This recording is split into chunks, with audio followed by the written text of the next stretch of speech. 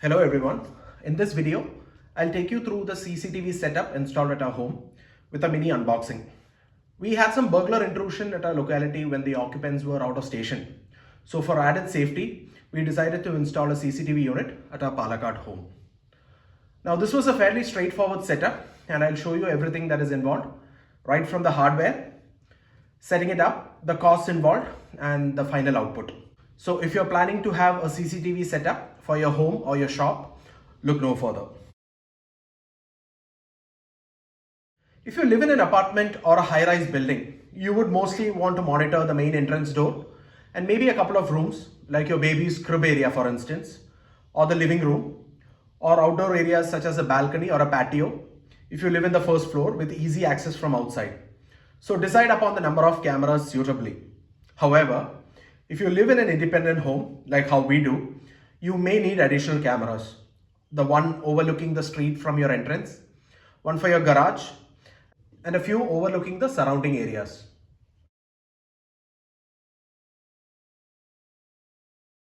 Now choose a location which gives maximum coverage and install them as high as you can to prevent vandalism by an intruder. You may be aware, even burglars now use spray paint to cover these cameras before they do their handiwork. So the higher you install them, the harder it is to access for them. Let me show you the core components of a CCTV setup.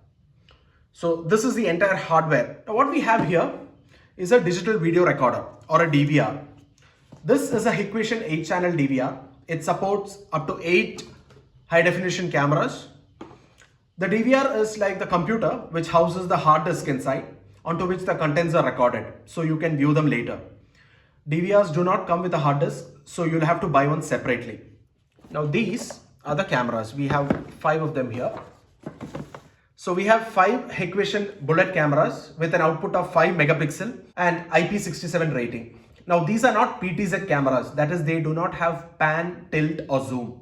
You can manually pan and tilt the camera at the mount however. The IP rating or the ingress protection rating as they are mentioned here is IP67 weatherproof.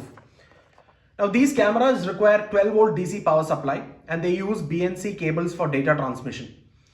You can switch between the various output modes using the switch enclosed in the plastic protector. Now this is the hard disk or the hard drive. Now this is a Western Digital 2 terabyte hard disk. Depending on how long you want to store the content before it is overwritten, you will need to choose the hard drive capacity. 2 terabyte for 5 HD cameras gives you storage for approximately 10 days of content. If you have more cameras or need more days of surveillance, buy a 4 terabyte hard drive. Additionally, there are surveillance specific hard drives like this one, the Western Digital Purple series is a surveillance specific hard drive which permits continuous writing of data. The next is the CCTV SMPS.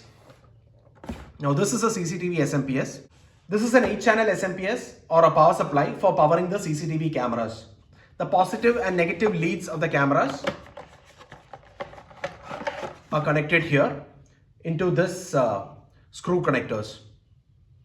Input is a 230 volt supply right here. You can also get external metallic enclosures to protect the camera from damage. They come with a glass front for the camera and a metallic housing so it prevents damage and protects the camera from rain, dust, bird poop, external vandalism, etc. These cameras are IP67 rated but still for that extra peace of mind. And you also have this HDMI port for viewing. If you connect this HDMI output to an LCD monitor, you can get a live feed from the cameras. Or you can also use this VGA port.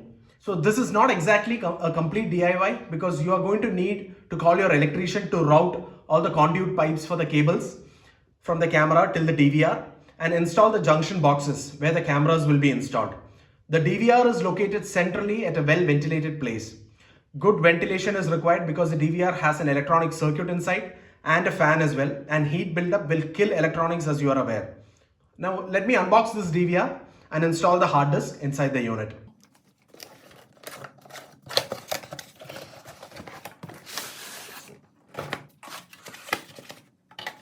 Now the unit comes with the DVR, a quick installation guide and the power adapter.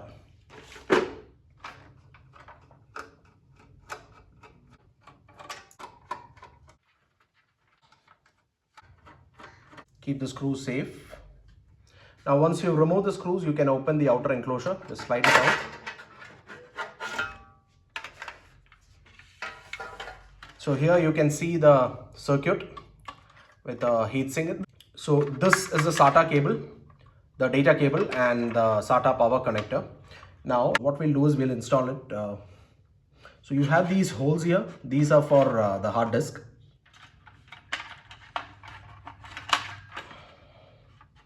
Be careful not to drop the hard drive. Once you align the holes here, there you go. You can mount them.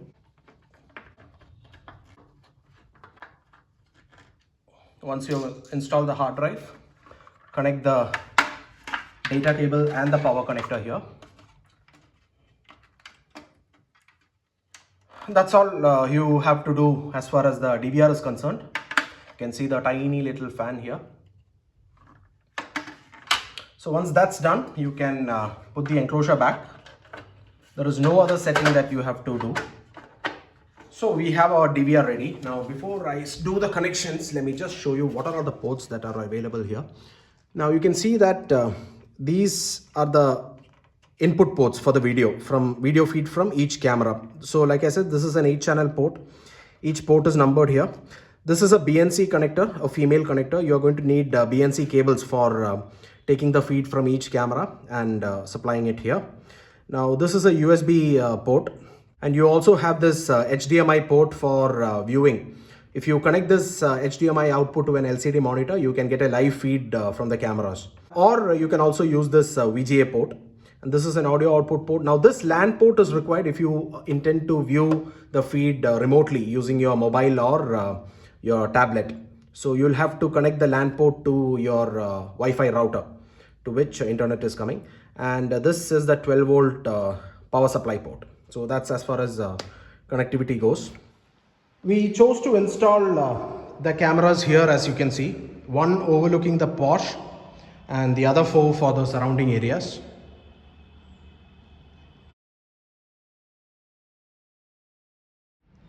You can see the caping here that runs along the length of the home here. It goes to the other camera.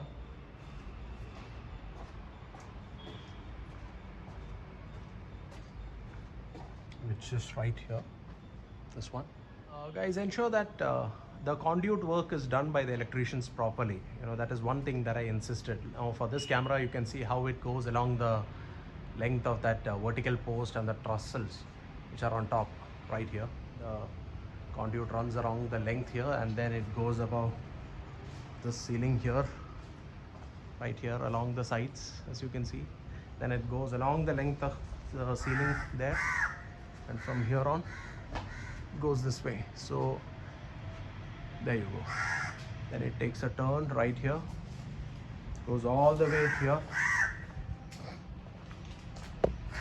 You have this camera as well, and the feed from this camera, it goes along here and to the top there, and it goes towards the DVR from that side. So it's very important that your electricians pay importance to the aesthetics. Otherwise they are going to, if you just leave it with them, they're going to do short work of it, and it will not look very clean.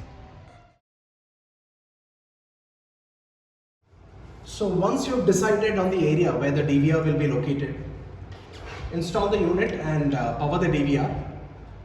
Connect the power supply for each camera to the SMPS. Now we have the SMPS right here, and this is also where my internet router is connected. So this is sort of these are the cables, as you can see, and my wiring champs have done a wonderful job here. Okay, so the individual strands have been taped and separated, so now we know which one is which. So let's install them to these terminals here. Notice the polarity and install them.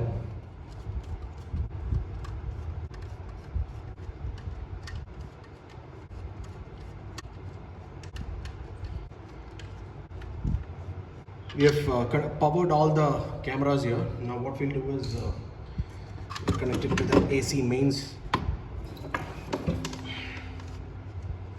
Connect the AC source here. Now you can see that it is powering all the 8 channels right here. Ensure that your voltage adjustment switch is left at extra long, so just for that added protection. Once that's done, it's time to connect the DVR. So now these are those BNC cables that I was referring to, BNC connectors, the male connectors. Now they have to be connected here to these BNC ports you see here. You will notice that this port here, it has this slot on either side, and you have the same protrusions here on the DVR. So once you insert it, you are supposed to lock that terminal by twisting it. So pay attention to that aspect. Power the unit and connect the LAN cable. Don't forget to connect the LAN cable if you need.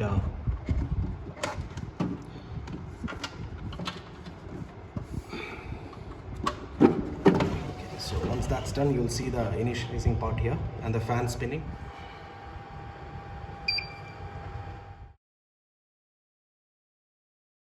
I'd recommend that a qualified Hikvision representative format the hard disk and initialize the DVR for you. You need to access the DVR using the IP address. The default login credentials are admin and the password is 12345. Under the storage menu on the sidebar, access storage management, and under the configuration tab on the top, you will see the hard disk under HDD management. Select the hard disk and click on format on the top right corner. Click on OK, and this will format the hard disk and you're good to go.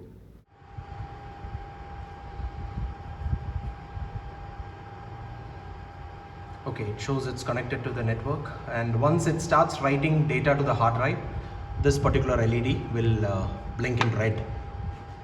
Now it's initializing. For remote viewing on your mobile phone or tablet, download the HikConnect for end user app from the App Store or Play Store.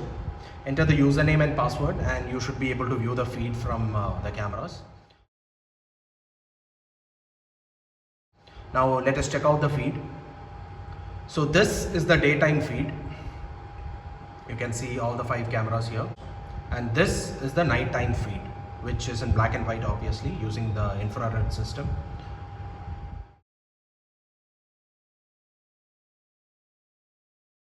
Okay guys, so the final aspect is the cost of the CCTV setup. We were given a quotation of rupees 42,370 by the installer. And after negotiations, we settled at rupees 40,000 all inclusive. And this was during September 2023. Other than the main components, that is the DVR, cameras, hard disk, etc. The cost also depends on the cable run, the type of conduits used, accessories such as an additional LCD unit, metallic enclosures, etc. That would be all guys. Thank you so much for watching. If you have any comments, do let me know and I'll try my best to answer them. Thank you once again.